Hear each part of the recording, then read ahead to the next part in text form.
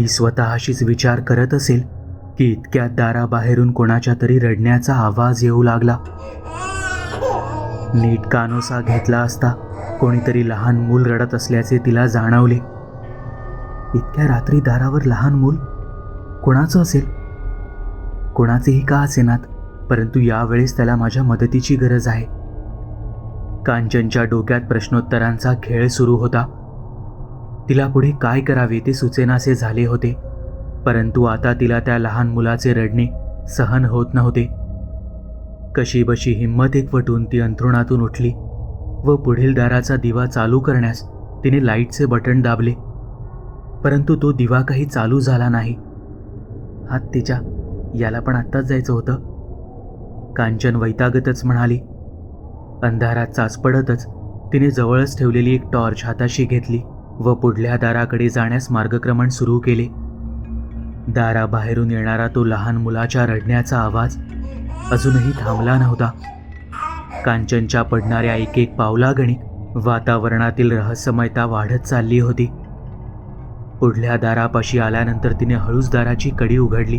दार उघडून ती खळ्यात आली, परंतु ना तिथे कोणी लहान मूल होते ना कोणाच्या रडण्याचा आवाज. समोर होता तो केवळ चोहीकडे पसरलेला काळाकुट्ट अंधार. तिला आश्चर्यच वाटलं. इतका वेळ जो आवाज मी ऐकत होते तो असा एकाएकी कसा काय बंद झाला? कुठे बरं गेली असेल ते लहान मूल, आणि तेही इतक्या जलद गतीने? कांचनच्या डोक्यात पुन्हा एकदा विचारांचे चक्र सुरू झाले. पाऊस पडून गेल्याने वातावरणात बराच थंडावा निर्माण झाला होता. चंद्रावर ढगांचे आच्छादन जमा झाल्याने नजर जाईल तिथवर फक्त अंधाराचे साम्राज्य दिसत होतं. वेगाने वाहणाऱ्या वाऱ्यांमुळे शेतात उभ्या असलेल्या भाताच्या पिकांचे एकमेकांवर घर्षण होऊन त्यातून सळसळ असा आवाज येत होता. मधूनच एखाद दोन काजवे चमकत होते. टॉर्चच्या उजेडाच्या सहाय्याने कांचन आजूबाजूचा परिसर न्याहाळत होती, परंतु बराच वेळ शोधूनही तिला कोणी दिसलं नाही. कदाचित आपल्यालाच भास झाला असावा असे समजून शेवटी ती पुन्हा घरात जाण्यास निघाली. तोच पुन्हा एकदा लहान मुलाच्या रडण्याचा आवाज येऊ लागला. यावेळेस तो आवाज विहिरीच्या दिशेने येत होता. काहीसे पुढे येऊन कांचनने टॉर्चचा प्रकाश झोत विहिरीच्या दिशेने फिरवला आणि तिने समोर जे काही पाहिले ते काहीसे विचित्र आणि काळजात धडकी भरवणारे होते. विहिरीच्या कठड्यावर साधारण 1.5 ते 2 वर्षांचे एक बाळ पाठमोरे बसून रडत होते. त्या बाळाच्या अंगावर एकही कापड नव्हतं. इतक्या रात्री कोण या बाळाला असे सोडून गेले असेल, आणि तेही अशा जागी? किती मूर्ख असेल ती व्यक्ती. ते काही नाही, मला त्याला वाचवायलाच हवं, कांचन स्वतःशीच बोलत होती. खळ्याला असलेले लहानसे लोखंडी दार उघडताच त्याचा कर्कश आवाज त्या शांत वातावरणात भिनला. पावसाने आता पुन्हा एकदा जोर धरण्यास सुरुवात केली होती. टॉर्चचा प्रकाश झोत त्या बाळाच्या दिशेने धरत पायांखाली असलेली ओली माती तुडवत कांचन एक एक पाऊल पुढे सरकत होती. त्या बाळाचे ते रडणे सुरूच होते. रात्रीच्या त्या शांततेत त्याचा तो रडण्याचा आवाज अधिकच भयावह वाटत होता. संपूर्ण वातावरणात एक प्रकारची गहनता निर्माण झाली होती. कांचन आता त्या बाळाच्या अगदी समीप पोहोचली. ती त्याला हात लावणार इतक्यात त्या बाळाने त्याची मान 180 कोनात मागे फिरवली. म्हणजे त्याचे संपूर्ण धड पुढे, पण मान तेवढीच मागे. त्याहूनही भयानक गोष्ट म्हणजे त्या बाळाला डोळे नव्हते. होत्या त्या फक्त रिकाम्या खोबण्या. टॉर्चच्या प्रकाश झोतात समोरील ते काळीज पिळवटून टाकणारे दृश्य पाहून कांचनची अवस्था बर्फाने गारठलेल्या एखाद्या वस्तूसारखी झाली. डोळ्यांची पापणी लवते न लवते तोच त्या बाळाने एक क्रूर हास्य केलं व थेट कित्येक फूट खोल असलेल्या त्या विहिरीत उडी मारली.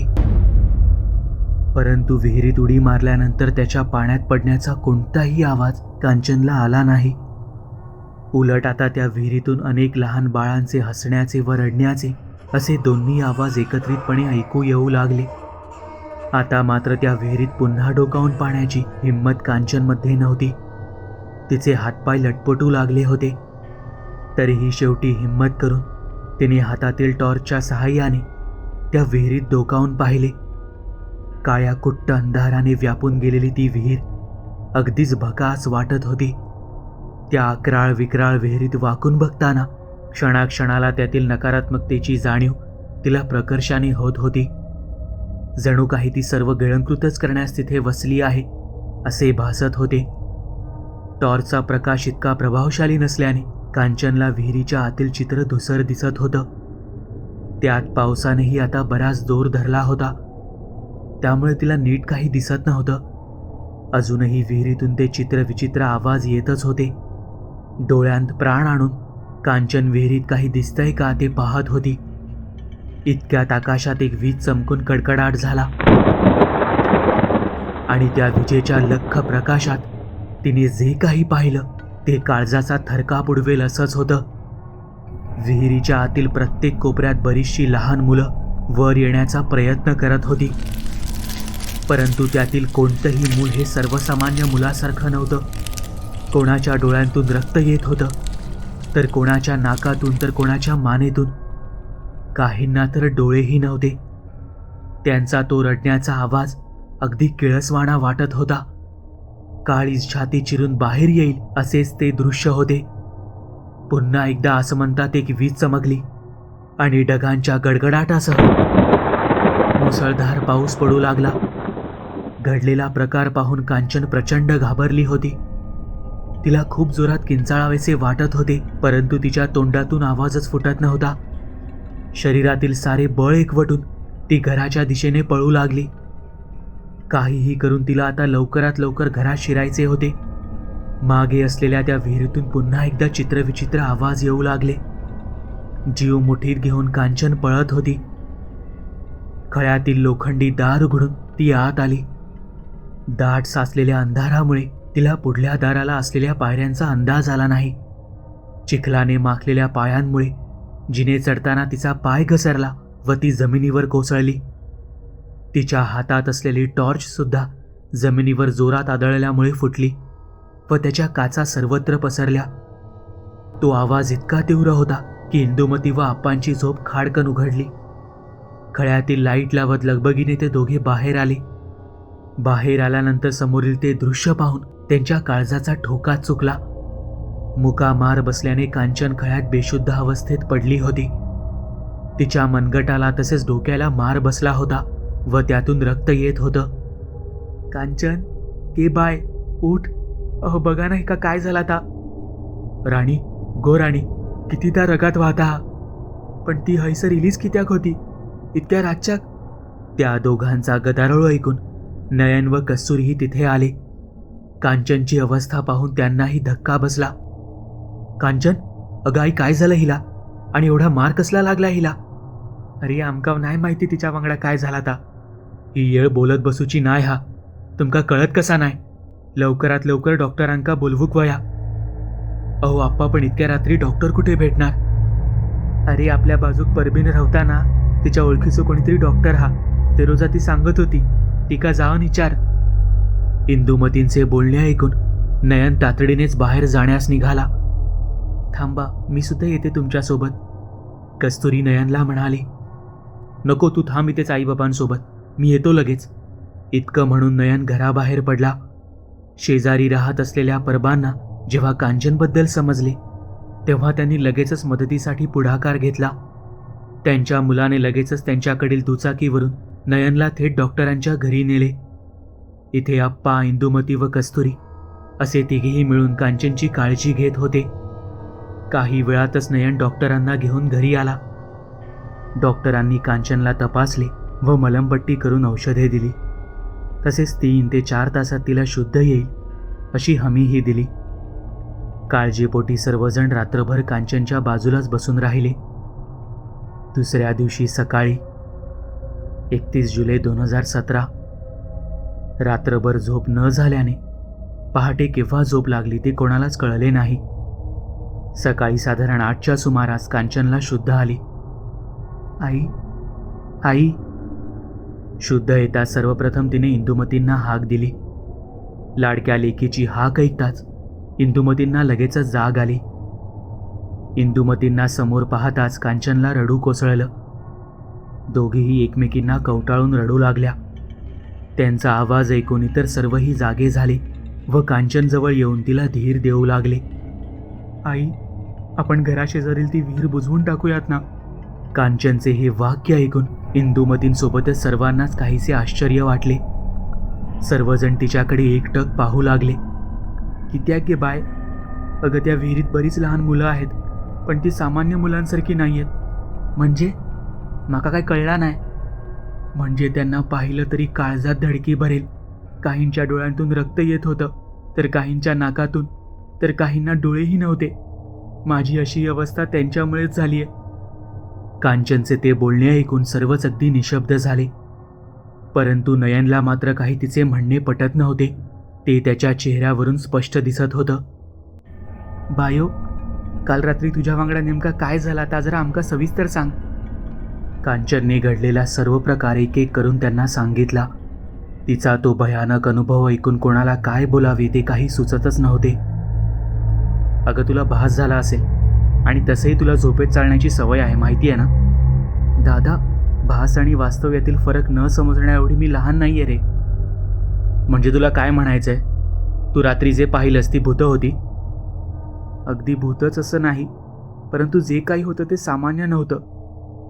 कांचन, आता आपण 21व्या शतकात आहोत आणि अजूनही या असल्या गोष्टींवर विश्वास ठेवणे म्हणजे मूर्खपणाचं लक्षण आहे. म्हणजे मी खोटं बोलते का? मी असे केव्हा म्हटले? त्या दिवशी वहिनीसोबत जे काही घडलं त्यावरही तू विश्वास ठेवला नाहीस. तेव्हाही तू असेच म्हणाला होतास, आणि आताही. नयनला उत्तर देता देताच कांचन रडू लागली. अरे बस करा तुमची भांडणा. बाबू, तुका पण कळत नाही? तिका आता आरामाची गरज आहे. अहो आबा, पण ती काय बोलते तुम्हाला तरी पटतंय का? आता गप रव आणि बाहेर खळ्यात ये. माका बोलूचा हा तुझ्या वांगडा. इंदू, तू पण ये. असे बोलून आप्पा तडक खळ्याच्या दिशेने निघून गेले. त्यांनी बोलावल्याप्रमाणे नयन व इंदुमती दोघेही खळ्यात आले. काय झालं आबा, तुम्ही आम्हाला इथे का बोलावलत? या बघ, आता मी काय सांगताय त्या नीट कान देऊन ऐक. माका माहीत नाही तू काय कितीसा पटतल आता. नाही, बोला तुम्ही जे काही आहे ते. माका वाटता ते दिवस कस्तुरीसोबत किंवा कल कांचनसोबत जा काय घडला ते त्यांचे भास नव्हते. भास नव्हते तर मग काय होतं? अरे, त्यांका काय खूळ लागला हा काय असं सांगू? तू त्या दोघावल्यांका खोटा ठरवलंस, त्यांचा काय एक ऐकान नाही घेतलंस. हे बघा, तुम्ही मला त्या भाकड कथांवर विश्वास ठेवायला सांगणार असाल तर मला त्यात काडीचाही रस नाही आहे, मी आधीच सांगतोय.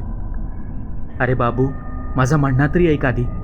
माका माहीत होता तुका नाही पटणार, पण त्या दोघींवागडा जा काय घडला त्या साधासुद्धा प्रकरण नाही हा.